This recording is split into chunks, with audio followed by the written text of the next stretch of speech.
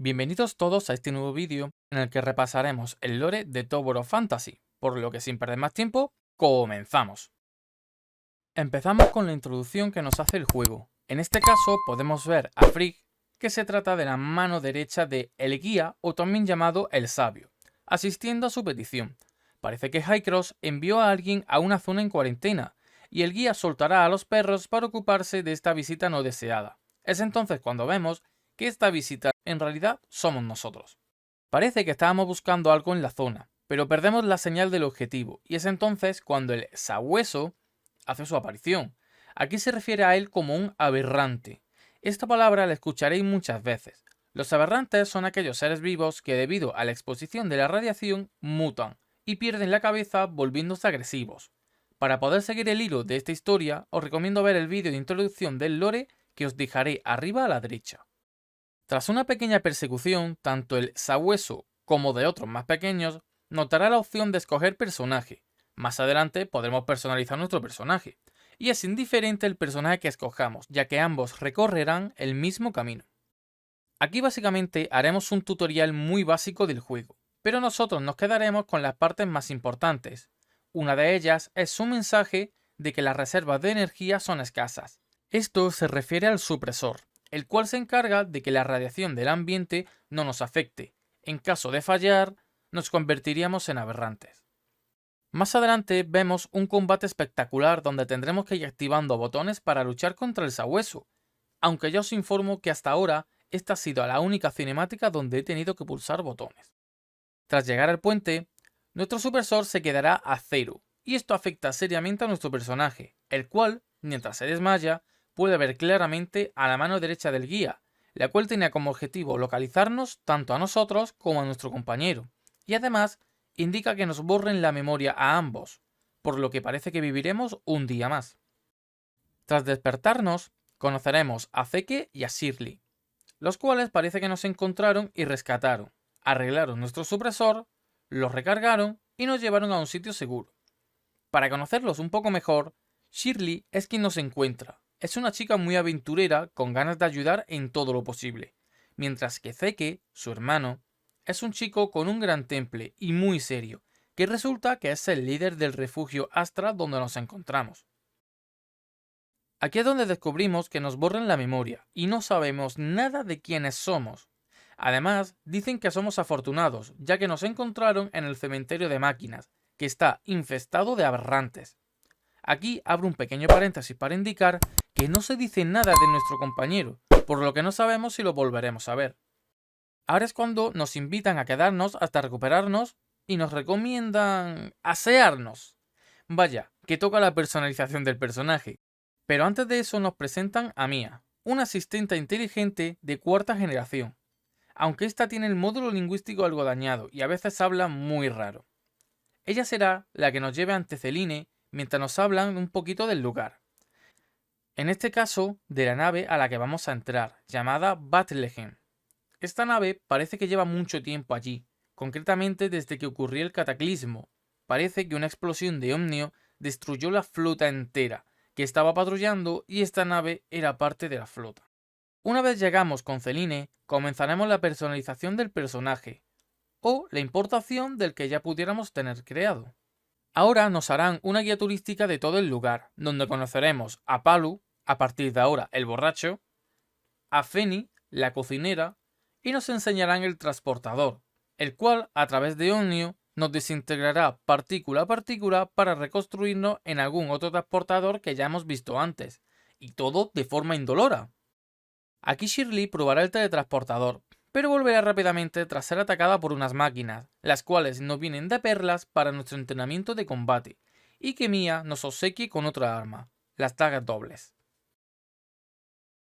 Continuaremos conociendo a Franz, que se trata de un ingeniero que envió Hycross para investigar un edificio antiguo que era de la antigua Federación, y que está oculto por un sistema de simulacro. Pero Shirley le convencerá de que arregle primero el transportador, quedándonos a solas con el deconstructor, una máquina fabricada por tecnología Vanguard, que podría eliminar la simulación permitiéndonos echar un vistazo al edificio oculto. Pero para ello necesitamos antes una fuente de energía, que obtendremos de Scrapper, el administrador de la torre Omnio de Astra y una amistad de Shirley. Además, sincronizará con nosotros la información geográfica de la zona y revelará el mapa. Posteriormente, tras echarle una mano a Scrapper, este nos dará autorización al sistema de simulacron de Highcross, o sea, el gachapán del juego, y volveremos con Shirley, que será entonces cuando consiga arreglar el deconstructor, pero tan pronto como quitemos el holograma, su hermano Zeke llegará para regañarla, por lo que ella sale corriendo. Eso sí, Franz hace mención a que le ha sorprendido que ella solita haya podido arreglar el deconstructor, y que quizás Shirley sea más capaz de lo que su hermano cree. Esto hace que Zeke se lo piense mejor, y tras reconciliarse con Shirley, le indique que va a dejarla tomar sus decisiones, y que tome su propio camino. Ella, obviamente, solo quiere ser como Zeke, y ayudar al refugio.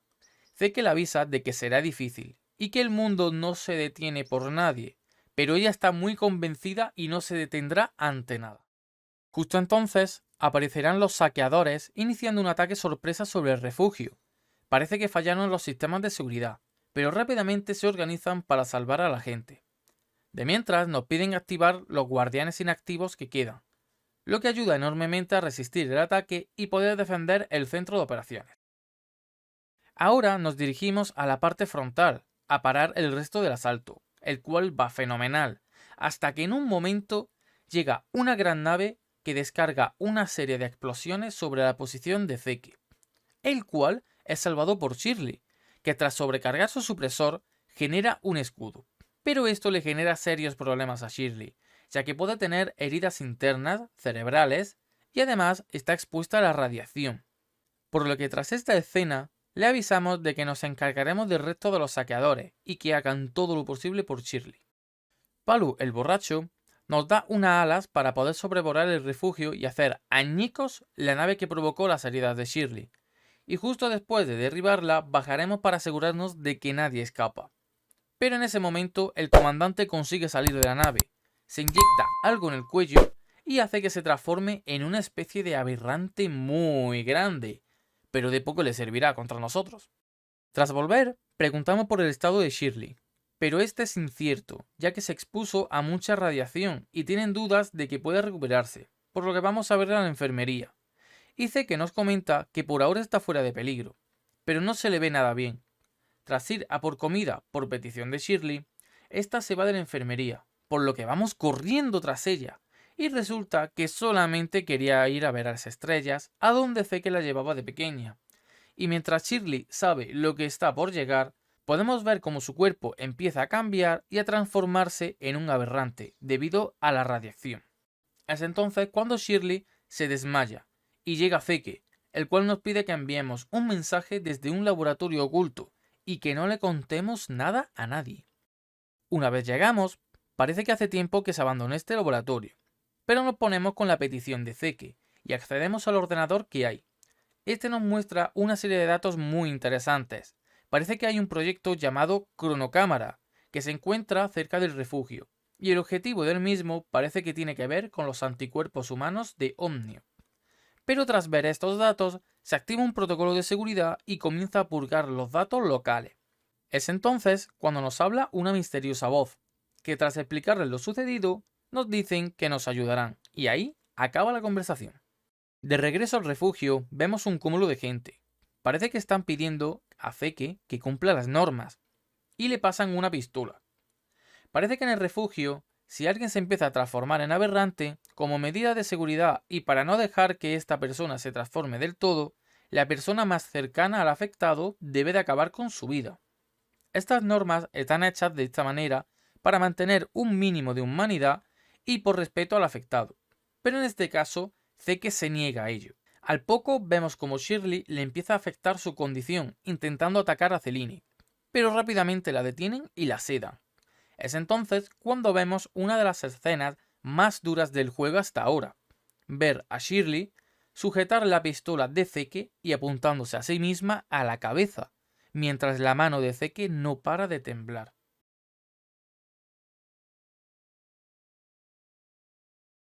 Es entonces cuando Zeke dispara al aire y se lleva a Shirley del lugar. Obviamente la gente está nerviosa, mientras que otros piden paciencia y que comprendan la situación.